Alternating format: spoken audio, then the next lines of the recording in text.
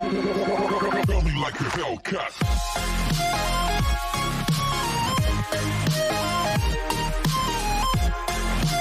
Episode की starting में scene हमें सॉन्ग इजू और मिस्टर साउ का दिखाया जाता है, जो दोनों कैबिनेट में छुपे हुए थे। तभी सिक्योरिटी गार्ड कैबिनेट का दरवाजा खोलता है। तभी सॉन्ग इजू सिक्योरिटी गार्ड को देखकर डर जाती है, लेकिन सिक्योरिटी गार्ड उन्हें नहीं देख पाता और दरवाजा बंद करके वहाँ से चला जाता है। तभी सॉन्ग इजू मिस्टर साउ से कहती है, क्या वो ब्लाइंड हो गया है? मिस्टर साउ कहता है, मुझे क्या पता। फिर अपने हाथ में रखी बॉल देखने लगता है, जो कि उसका रोबोट था। तभी वो दोनों कैबिनेट से बाहर निकलते हैं, लेकिन मिस्टर साउ का पैर उन फ्लावर्स पे पड़ जाता है जो सॉन्ग इजू लेकर आई थी, जिसे देखकर सॉन्ग इजू कहती है, रुको, मेरे फ्लावर्स मुझे वापस दो। तुमने उन्हें कुचल दिया है, इसलिए मैं अब उनका यूज नहीं कर सकती। तभी मिस्टर साउ कहता है, अगर तुम इस पर डिस्कस करना चाहती हो तो बताओ कि तुम इतनी देर से यहाँ क्या कर रही हो। तभी वो वहाँ से जाने लगता है। तभी सॉन्ग इजू कहती है, जरा रुको, मेरे ग्रैंडपा ने तुम्हें यहाँ आने के लिए कहा था, तो फिर तुम छुप क्यों रहे थे? चालाक मिस्टर साउ कहता है, बिल्कुल, मुझे डर था कि कहीं तुम पकड़ी न जाओ। वैसे भी तुम्हें प्रोफेसर सॉन्ग को बता देना चाहिए कि तुम यहाँ क्यों आई हो। तभी सॉन्ग इजू कहते, ये मत सोचो कि मैं तुम्हारे प्लान के बारे में नहीं जानती। मुझे पता है कि तुम यहाँ सीक्रेट स्टडी करने के लिए आए हो। तुम्हारे जैसे टॉप स्टूडेंट ऐसा ही करना पसंद करते हैं। जब दूसरे सोते हैं तो तुम पढ़ते हो। सुनकर मिसेस साउ हंसते हुए कहता है, आखिरकार तुम्हें पता चल गया, तो चलो इस पर डिस्कस करते हैं। क्या हम दोनों एक दूसरे की बातों को कवर करें या फिर एक साथ मरे? तभी सॉन्ग इजू अपने फ्लावर्स को उठा लेती है, जिसे देखकर मिस्टर साउ कहता है, तुम कोड़ा क्यों उठा रही हो? सॉन्ग इजू कहती है, मैं इसे बॉईल करूंगी और इससे एक फ्रेश कलर बनाऊंगी। ये सुनकर मिस्टर साउ कहता है, क्या? तभी सॉन्ग इजू कहते हैं, ये सब कुचल दिए गए हैं, इसलिए मेरे साथ आओ। तभी वो दोनों बाहर आ जाते हैं। तभी सॉन्ग इजू कहते हैं, किसी को मेरी सीक्रेट टेक्निक मत बताना। तभी मिस्टर साउ कहता है, अगर तुम्हें ड्राइंग बनाना पसंद है तो फिर तुम चाइनीज मेडिसिन के बारे में क्यों पढ़ रही हो? सॉन्ग इजू कहते हैं, क्योंकि कम से कम मैं अपने ग्रैंडपा को रेस्ट करने देना चाहती हूँ।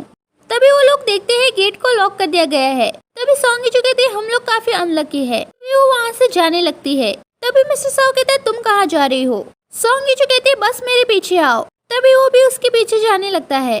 तभी वो एक जगह जाकर बैठ जाती है और मिस्टर साउ को भी अपने पास बिठा लेती है। तभी मिस्टर साउ कहता है, हम किस चीज का इंतजार कर रहे हैं? सॉन्ग इजू कहते हैं, सुबह के 6 बजने का। तभी दरवाजा खुलेगा। जब मैं छोटी थी तब मैं अपने मॉम डैड के साथ यहाँ आती थी। तभी वहाँ पानी की बूंदें गिरने लगती है, जिसे देखकर सॉन्ग इजू कहती है, मैं भूल गई, स्प्रिंकलर चालू है। तभी मिस्टर साउ छाता निकालता है, जिसे देखकर सॉन्ग इजू कहती है, तुम्हें ये छाता कहाँ से मिला? सॉन्ग इजू कहती है, तुम पूरी तरह से यूजलेस नहीं हो। तभी सॉन्ग इजू सो जाती है। तभी वो अपने रोबोट से कहता है, जाओ और चाबी ढूंढो। वही सीन हमें फ्लैशबैक का दिखाया जाता है, जहाँ मिस्टर साउ एक डॉक्टर से कहता है, तुम उसका इलाज क्यों नहीं कर रहे हो? तभी वो डॉक्टर कहते हैं, हम जानते हैं कि आपकी बहन की हालत कैसी है, लेकिन जिससे उसका इलाज किया जा सकता है, डायस्कोरिया निपोनिका मानिको, वो अब विलुप्त हो चुका है। तभी वो अपनी सिस्टर के पास जाती है, जहाँ उसकी सिस्टर कहती है, तुम्हें अपने लिए अच्छा होना चाहिए।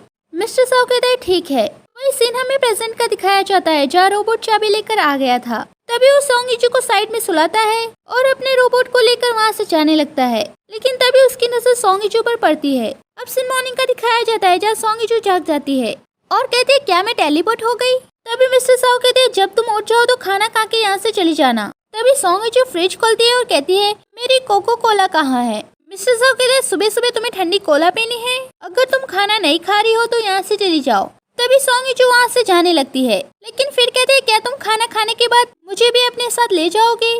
तभी मिस्टर साउ उसे बाय करते हुए कहता है, अगर तुम अभी भी यहाँ से नहीं निकली तो तुम्हें देर हो जाएगी। वहीं सीन हमें सॉन्ग इजू का दिखाया जाता है, जो कि बाइसिकल से जा रही थी। तभी मिस्टर साउ अपनी गाड़ी वहाँ पर रोकता है, जिसे देखकर सॉन्ग इजू खुश हो जाती है, लेकिन मिस्टर साउ वहाँ से निकल जाता है और सॉन्ग इजू उसे रोकने की कोशिश करती है, लेकिन वो रुकता नहीं, वहाँ से जाने लगता है। सीन सॉन्ग इजू का दिखाया जाता है, जो कि अपनी क्लास में आ गई थी। तभी उसके फ्रेंड कहते, क्या हुआ, इतनी सुबह सुबह तुम्हें किसने गुस्सा दिलाया? तभी उनके टीचर वहाँ आ जाते हैं और कहते हैं, मैं तुम सबको बताना चाहता हूँ, कल हम KN Chinese medicine research base पर जाने वाले हैं। तभी उसे ओयान का मैसेज आता है, जो कहता है, क्या तुमने ड्राइंग बनाना शुरू कर दिया है? अगर तुम फ्री हो तो मेरे स्टूडियो आ जाओ। तभी सॉन्ग इजू कहते हैं, मेरा इंतजार करो, मैं जल्दी वहाँ पर आ जाऊंगी। अब सीन ओयान का दिखाया जाता है, जो कि सॉन्ग इजू का इंतजार कर रहा था।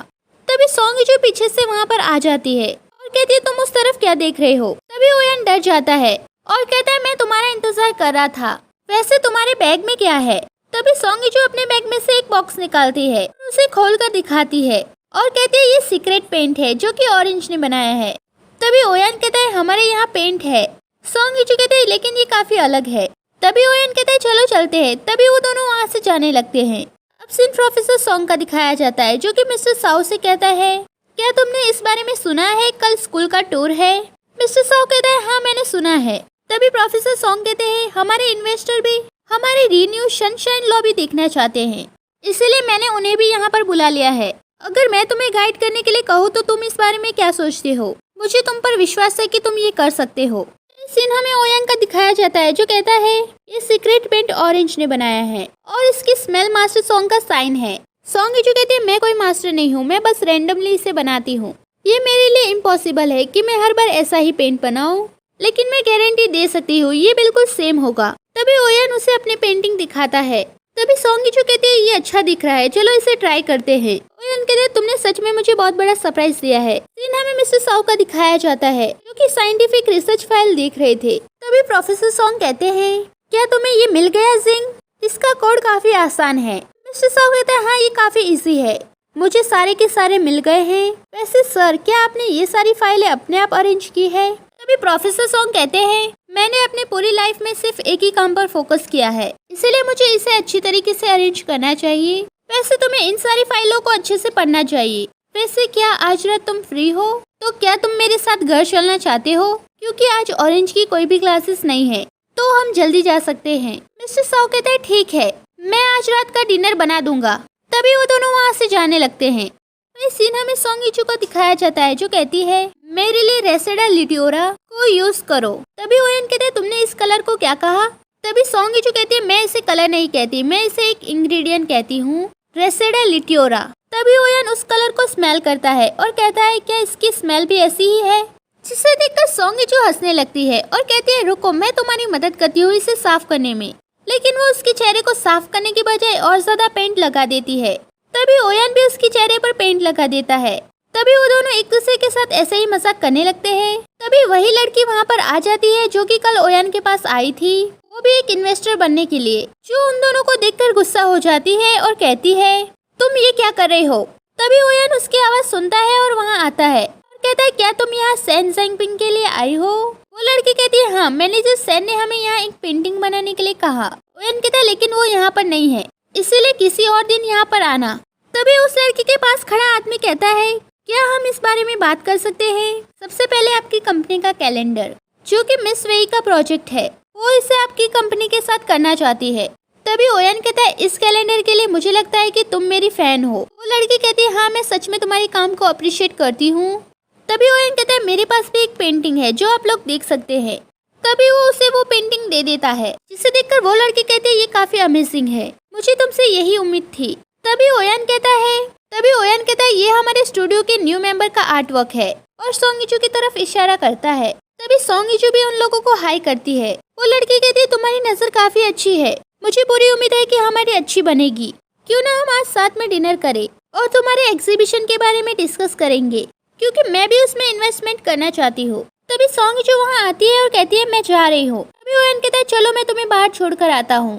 तभी उस लड़की को गुस्सा आता है और कहती है पता लगाओ कि वो लड़की कौन है। तभी एपिसोड खत्म हो जाता है। नेक्स्ट एपिसोड के लिए like share subscribe and thank you for watching full video.